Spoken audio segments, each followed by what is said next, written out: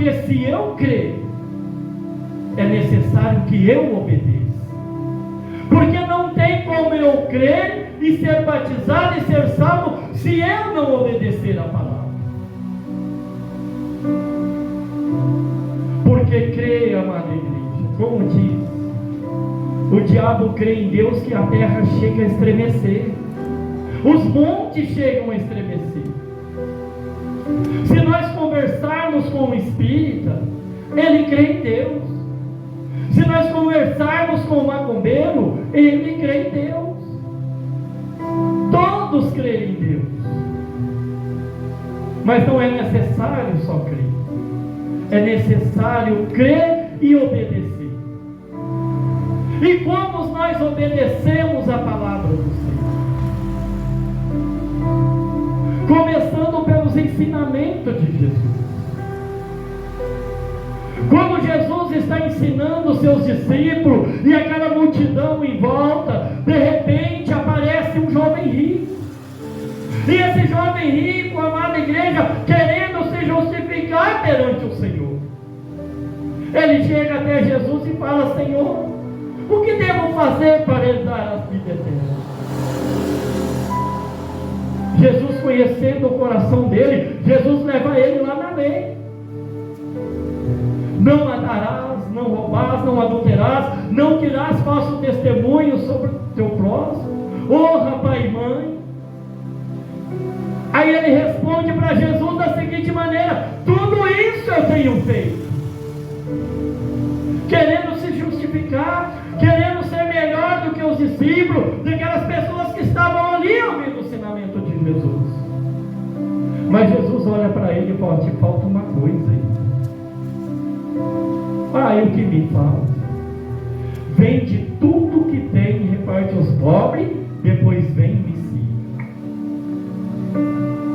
Aquele jovem se virou, amada igreja, e saiu triste, cabisbaixo. Por quê? Porque o amor dele estava no dinheiro, o amor dele estava na riqueza. Ele quis se justificar perante a lei, mas perante a lei Jesus condenou ele, dizendo para ele se apegar das coisas materiais, desapegar das coisas desse mundo. Mas por amor ao dinheiro ele vira as costas e vai embora. Aí os seus discípulos olham e perguntam: mas Senhor, então o rico não será salvo? Aí o Senhor olha para eles e diz: é mais fácil passar um camelo no fundo de uma agulha do que um rico entrar no reino de Deus. Mas depois ele termina e completa: mas para Deus nada é impossível. Nada é impossível para Deus. E aqui o que nós acabamos de meditar: eu conheço Jesus, eu sirvo Jesus lá em tal lugar, lá em fulano de tal. Mas a palavra diz que aquele que diz que conhece Jesus e não obedece a tua palavra é mentiroso. E em 1 Pedro, que ele diz que o diabo é o pai da mentira. Se o diabo é o pai da mentira, eu não obedeço a palavra de Deus, eu passo como mentiroso, eu não sou filho de Deus. Eu passo a ser então pela palavra filho do diabo e não filho de Deus. Mas como assim? Eu estou na igreja, eu oro, eu revelo, eu profetizo. Pessoas enfermas pediram para mim orar para ela, eu coloquei a mão sobre a cabeça dela, ela foi curada. Mas lá em Mateus 6, se eu não me engano,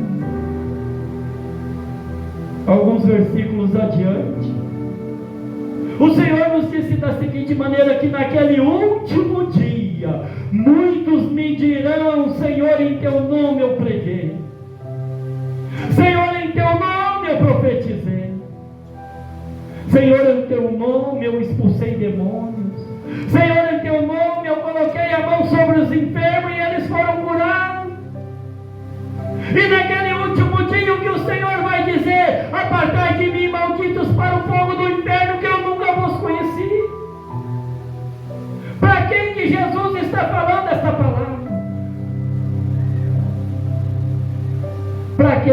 que não obedecem a palavra. Se eu não obedecer a palavra de Deus, no último dia eu vou ouvir isto do Senhor. Se a igreja não obedecer a palavra de Deus, no último dia a igreja vai ouvir isso do Senhor. Mas a salvação vai muito além ainda. Por que vai muito além ainda? Porque se no último dia a igreja ouvir essas duras palavras do Senhor,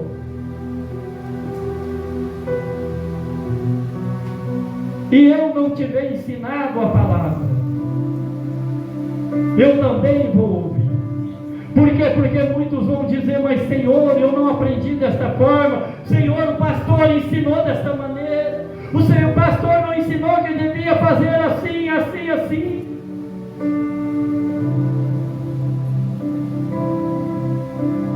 Mas não é só, amada igreja, para aqueles que colocavam a mão sobre os enfermos, não. Não é só para aqueles que expulsavam demônio, não.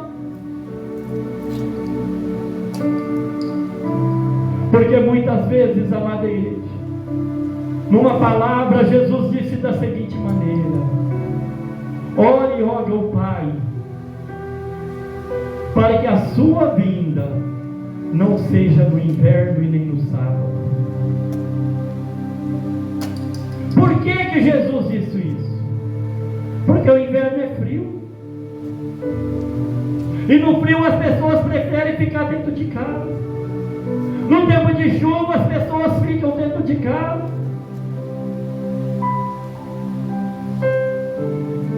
E o que acontece? Se Jesus vir, será que aquela pessoa que ficou dentro de casa por causa do tempo de chuva vai ter um hálito? Pessoas que muitas vezes, amada igreja, deixam de caminhar para a casa do Senhor por causa de uma simples dor de cabeça. Será que ela vai ter um álibi se Jesus vir? Será que se Jesus vir, quando chegar diante do mundo, ele vai falar: Senhor, eu não fui na igreja porque eu estava com dor de cabeça? Aí o Senhor vai falar: então não é nem o meu nome que você pregava. Porque você muitas vezes pode até ter pregado em meu nome, mas você não confiava em mim. Porque se nós não confiarmos que o Senhor pode curar uma simples dor de cabeça, como vamos confiar que o Senhor pode levantar um paralítico? Como vamos confiar que na nossa oração o Senhor vai libertar a nossa família?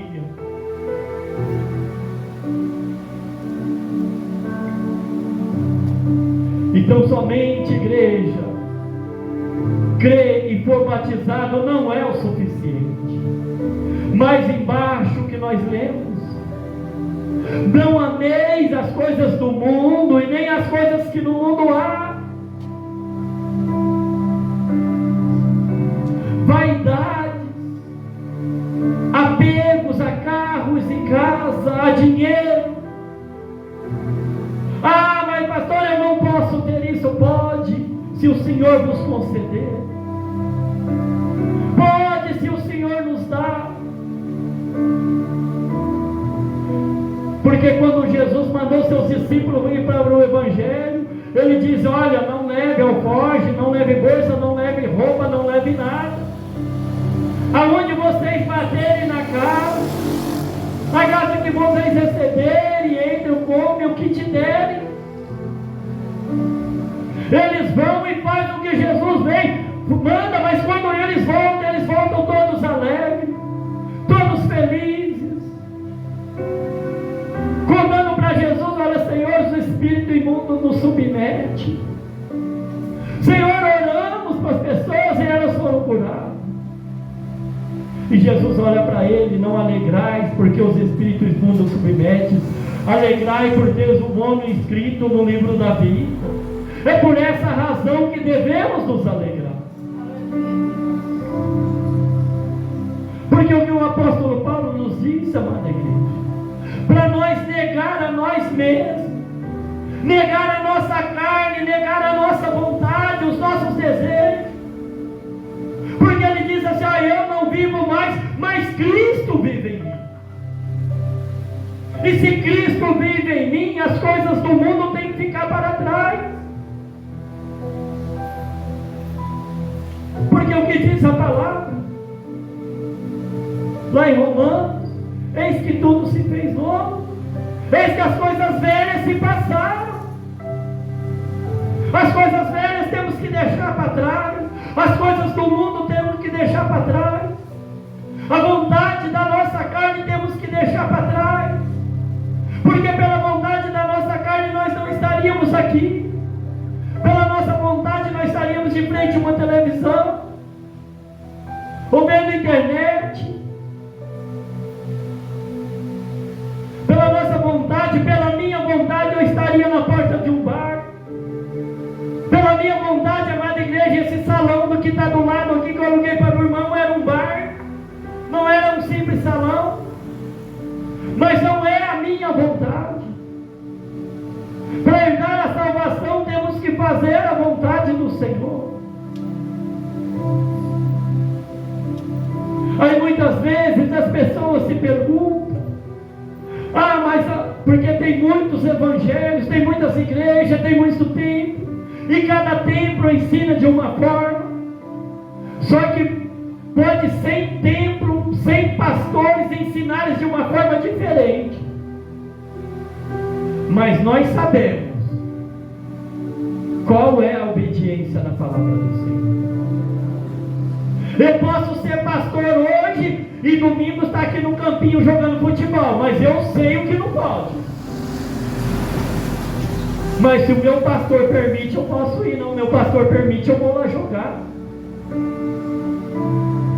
Mas eu sei o que não pode fazer. Aí quem eu estou obedecendo? A palavra de Deus ou o pastor que está permitindo? Quem eu vou obedecer? Jesus ou o pastor?